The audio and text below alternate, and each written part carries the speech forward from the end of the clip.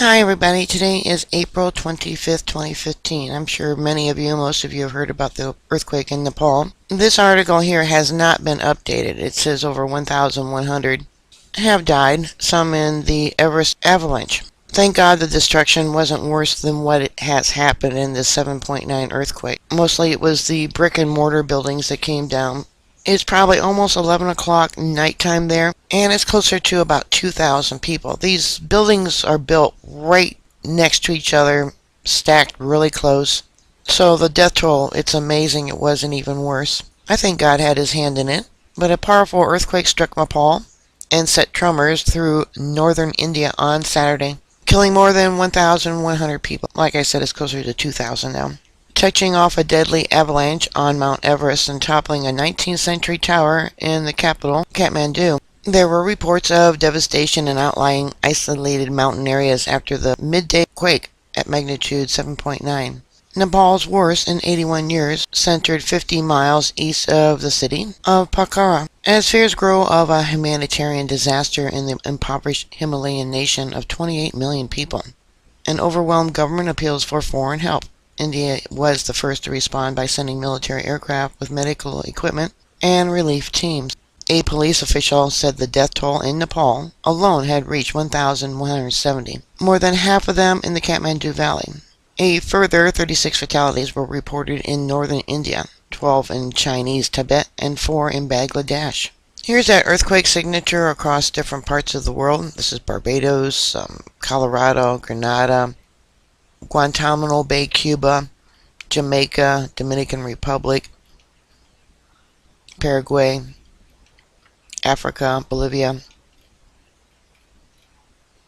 China,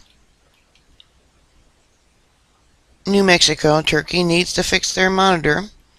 This is what it looked like in Russia, St. George, Bermuda, Antarctica, Missouri, USA. Here's what it looked like in Montana, Wyoming. It's definitely going to affect the park there at Yellowstone. They've had a lot of aftershocks. I don't know if this would probably be one of those aftershocks, but I doubt it. Rawlins, Wyoming. And this evidently was a very shallow earthquake. It was more destructive for being shallow, toppling buildings, opening gaping cracks in roads, and sending people scurrying into the open after aftershocks rattled their damaged homes.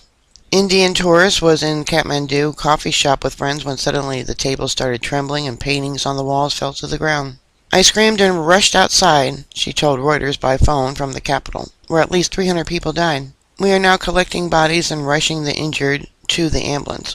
We are being forced to pile several bodies, one above the other, to fit them in. Twitter has several pictures. This is one of the temples before and after. You can see the whole top fell off. This looks like one of those Muslim towers where they, call people to prayer. Well, that's gone. Now remember, this is a 7.9, and look at the devastation that is lying in the roads, making evacuation almost impossible. People being rescued. You can see most of the buildings that have collapsed is made out of brick. Yeah, thank you to all the people that have put these images on Twitter. Here it says from Fox News, 10 climbers missing on Everest. Image from India today. But notice all the buildings that are still standing. I mean, that's a miracle. It's currently almost 1 o'clock in the afternoon, Central Daylight Time. But here in Nepal, it is probably about 11 o'clock, I believe. It could be later. And of course, there's no power there. People are sleeping in some large parks and stadiums outside of the city, I believe. Definitely send our thoughts and prayers. Alright, bookmark my site. I'll keep you up to date. Please stay safe. And I'll talk to you later. God bless you. Bye.